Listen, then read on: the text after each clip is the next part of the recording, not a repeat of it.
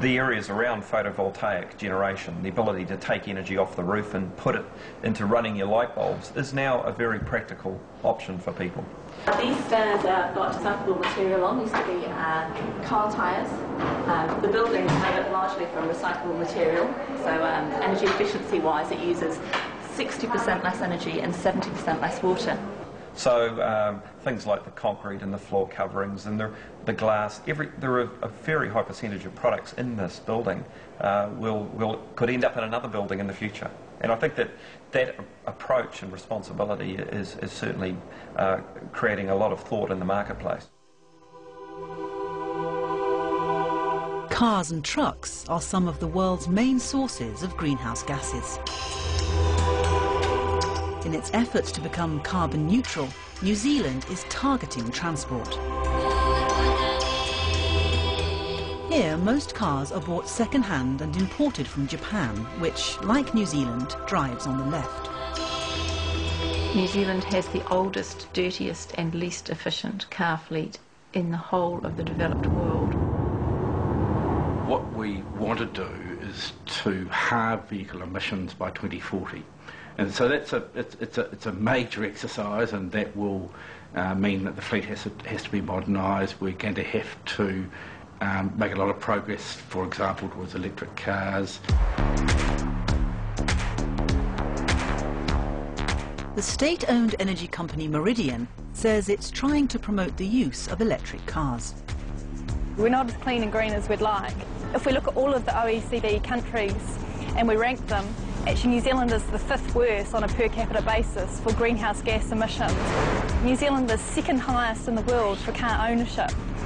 And we've almost got 1 car for every man, woman and child. We think there's room for improvement there. Meridian Energy is putting its faith in Japan's futuristic electric cars. One of the things that makes New Zealand the best place in the world for electric vehicles is the fact that we have an abundant supply of renewable energy. Meridian has yet to import a single electric car. Used cars continue to arrive from Japan. 56% of those on the road are 10 years or older, and emissions won't be halved until 2040. In the meantime, some businesses are going green. Green Cabs operates taxis in 3 cities. Its boss is Callum Brown. We run only Toyota Priuses, which are hybrid vehicles, which means they run on both a petrol engine and an electric motor, and they're low emission vehicles. Us being green, we don't even have to go out and get customers, they come to us. It's very positive. People love it. Our current customers get a full breakdown of what their taxi travel was and the number of trees that we would have planted on their behalf as a result of their taxi travel. Planting trees creates carbon credits because trees absorb carbon. Businesses that cannot plant trees to offset their emissions can now go to New Zealand's stock exchange, which has just opened a carbon exchange sector. Mark Franklin is the chief executive. For the last 200 years, the world, or the developing countries, have had a free ride on the environment, and the world has now decided that it's time to pay for that. For carbon emitters, the way to pay is to come to the exchange and purchase carbon credits. It's a market solution to world pollution. Mark Franklin believes that rising carbon prices will punish the polluters and force them to clean up their act. If we use up more and more of the Earth's environment, and so what will in effect happen as there will be less credits available, the price of a credit will be higher, and there'll even be more of a price signal. The higher the price moves, the more innovation will occur in the world to limit emissions. Aiming to be green and clean, New Zealand is trying to increase renewable energy and curb emissions from transport. But its great challenge is agriculture. This booming industry is the major source of pollution. The big challenge for us is the 50% of our greenhouse gas emissions which comes from our agricultural sectors, because that's the backbone of our economy. At Lincoln University, the government is pumping money into research on emissions from cows. We've collected large columns of soil from the Lincoln University Dairy Farm in order to allow us to measure the effects of agriculture on the environment. Over half of our greenhouse gas emissions come from agriculture, and of that, 1/3 is a gas called nitrous oxide, predominantly from animal urine deposited on the pasture and soil. And nitrous oxide, as you know, is a potent greenhouse gas. It has a long-term global warming potential 310 times that of carbon dioxide. And so it's a major issue for us as a country to reduce this greenhouse gas emission, this nitrous oxide emission. After 10 years, the scientists have found a way of inhibiting the effects of the nitrogen. And a commercial product has emerged from their research. Sprayed onto pasture land twice a year, it massively reduces the nitrous oxide gas. So here we are recording a 75% reductions in the nitrous oxide emissions from the urine patch areas. Nitrous oxide only accounts for 1/6 of New Zealand's animal emissions. At this government-funded experimental farm, Harry Clark is in charge of a high-priority research programme, which has also destroyed a popular myth. We don't have a large population, we don't have a lot of heavy industry, but we have this other problem which for many years people didn't realise was a problem, which are these lovely cattle and sheep. They produce methane. Despite popular myth, it's not coming out of the rear end. It is about 99% of the methane comes in the breath. Experiments show that 42% of New Zealand's methane emissions are exhaled by sheep, cows and other ruminants like goats, deer and llamas. Research in every part of this area is still at an early stage.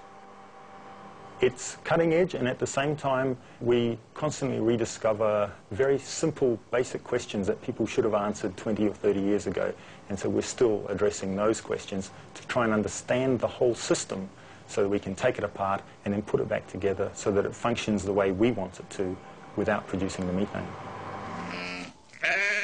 In 2003, the issuing of methane became a serious political issue. When the government realised that in fact we did have no solution to methane emissions from belching cows and sheep, they felt that we needed to actually start raising some money and investing in research and development. And so they decided that the best way to do that was to actually tax farmers. The current government proposed to charge a levy on every farmer based on the number of animals they had, and the farmers revolted. The fart tax was the fight against ridiculous taxes. We had quite a few hundred people that marched down the road in Wellington. There was tractors and trucks and farmers. We're showing the government something, aren't we? Eh? And we all converged on Parliament buildings, and one of the opposition MPs got one of the small tractors there and attempted to drive it up the steps of Parliament, for which he was duly charged by the police for behaving in an unseemly manner. And yeah, eventually we got what we wanted. Clearly, we don't know how long it's going to take for the science to make an impact. It will depend on particular discoveries, and it's likely to happen a bit at a time, rather than suddenly eureka. The truth is that we're only starting to nail the science of how to measure the amount of methane and nitrous oxide from agricultural production systems, and I think it is a matter of decades rather than years before there will be the sort of breakthroughs that enable us to bring those emissions back. New Zealand will have to plant a lot of trees to offset future decades of farmyard emissions. Initial estimates would suggest that we would need over the next 20 odd years to offset the methane problem in our pastoral industry. I think it's somewhere between 1 and 2 million hectares of afforestation would be needed. 2 million hectares is 7% of New Zealand's entire landmass. Even the greenest of greens wonder if it is doable. It's wonderful to have a big, exciting goal like carbon neutral, but it means no net carbon emissions at all from New Zealand, and I don't see how we're ever going to achieve that, certainly not within my lifetime. I think the story of New Zealand is actually a wake-up call. Anybody who says that the transition is going to be easy is wrong. This stuff is really hard, and whether you're New Zealand, whether you're United Kingdom, whether you're China or the US, we've got some really hard yards ahead of us if we're going to be able to beat global warming. I'm just so thrilled that New Zealand's getting a lot of recognition offshore for being out front on a lot of these issues. We can showcase a lot of the positive developments here in policy and action to make our country more sustainable. New Zealand is seeking to show the world the way to a sustainable, carbon-neutral future. But no one ever said it's easy to be green.